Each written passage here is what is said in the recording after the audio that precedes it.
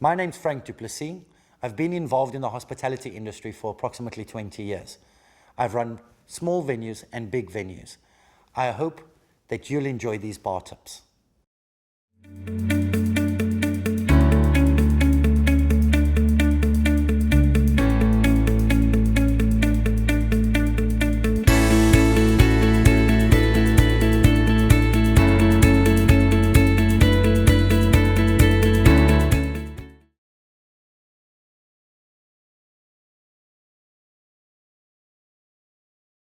Overpouring and wastage can be the difference between a successful and an unsuccessful bar. The bottom line, the most important thing when you're running a bar is making sure you get the correct amount of money in the till. That's the main reason why you're here.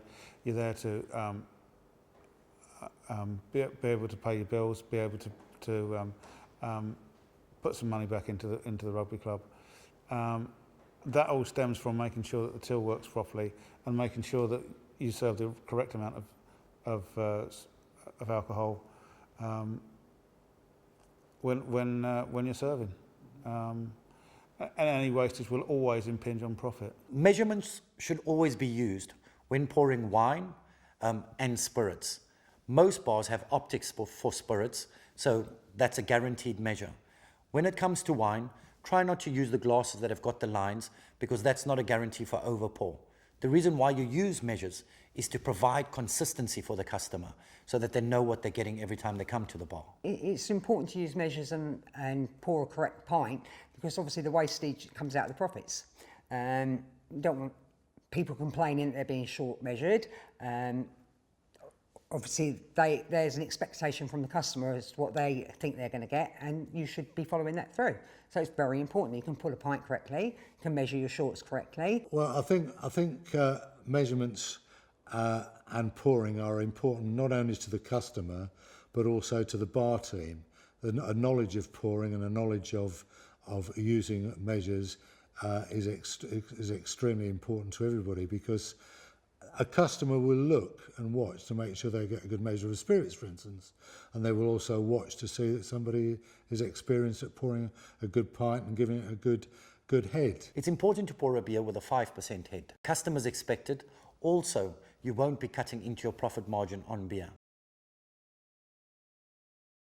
It's important to maintain the equipment as it needs to work properly first time and every time.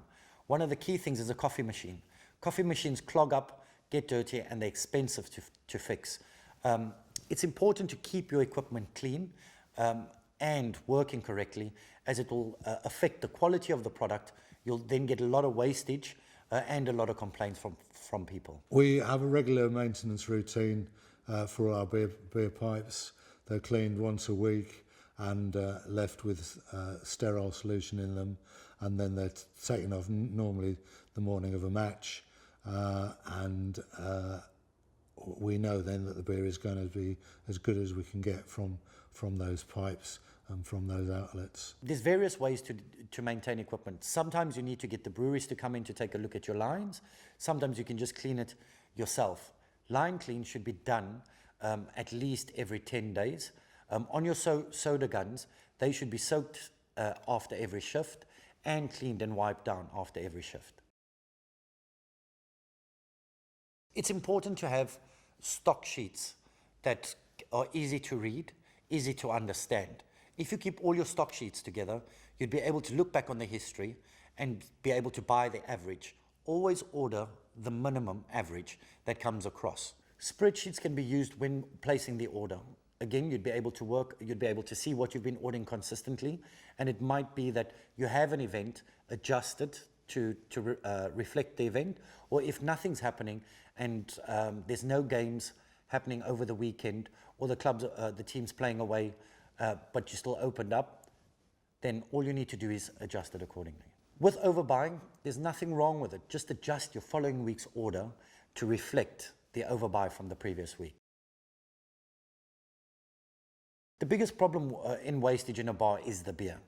The drip trays hold about 1.25 pints. So what you need to do is pour it out in a bucket, and you can do it all at night, or as you throw out a drip tray, just write it in a wastage book.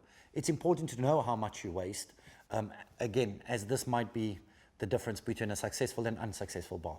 We ensure we have the least amount of waste possible by making sure that pints are poured properly. That's probably the biggest wastage area. Spirits are not a big problem. And to teach any new bar staff to pour a proper pint at the start of their bar life is extremely important. We do get a little bit of wastage from the pipes because we have to test it to make sure it's okay, but that's taken into account within the profit margin and in our stock checks. We don't get a lot of wastage. Our drip trays are tipped into a bucket, so we know what has gone.